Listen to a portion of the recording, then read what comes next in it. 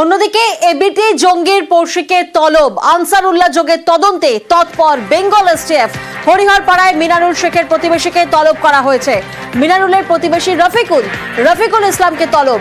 মিনারুলের call লিস্টে রফিকুল ইসলামের নাম পাওয়া যায়। হরিহরপাড়ায় পেঁয়াজ চাষ করত রফিকুল ইসলাম, অসমে পেঁয়াজের বীজ কিনতে যেত মিনারুল শেখও। মিনারুলের তথ্য পেতে এবার পড়শিকে তলব এসটিএফ এর।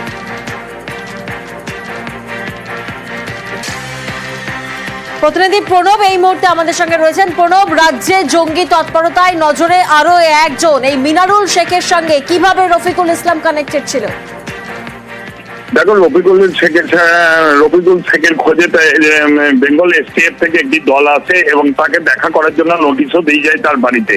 এবং মিনারুল শেখকে আগেই আসাম এসটিএফ গ্রেপ্তার করেছে এবং এই আসাম এসটিএফ মিনারুল শেখের সঙ্গে রফিকুল ইসলামের কিন্তু যোগাযোগ রয়েছে বলে কিন্তু বেঙ্গল এসটিএফ জানতে পেরেছে।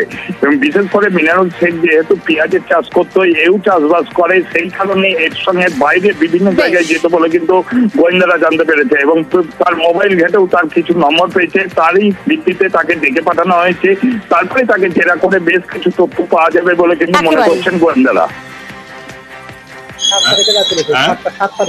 7 তারিখে দিয়ে আপনাকে ডেকেছে? হ্যাঁ। কি কারণে? ওই মোবাইলের সিম নাকি মনিরুলের কাছে পেয়েছে। মিনারুল আমার ভাই মিনারুল। পাঞ্জার করেছিল। হ্যাঁ, ওর সঙ্গে আপনি ঝাড়খণ্ডেও যেতেন, না, বিভিন্ন জায়গায় ঘুরেছেন। আমি হরিয়ার ভাই চিনি না, মানে আমি চাষি লোক। হ্যাঁ। মেশিন খারাপ হলে ওই মোবাইলটা হয়তো ছিল, 5 বারও ফোন করতো, 2 বারও ফোন করতো, এরকম ডাকতাম খালি মেশিনটা দুধ দিলাম। ও মেশিন আপনার ঠিক করতো, সেই কারণে তা আপনি নাকি ওর সঙ্গে ঘুরে বেড়াতেন বা ইয়ে করতেন। আসামে গিয়েছিলেন? না, আসামে যায়নি কিন্তু। ঝাড়খণ্ডে? না,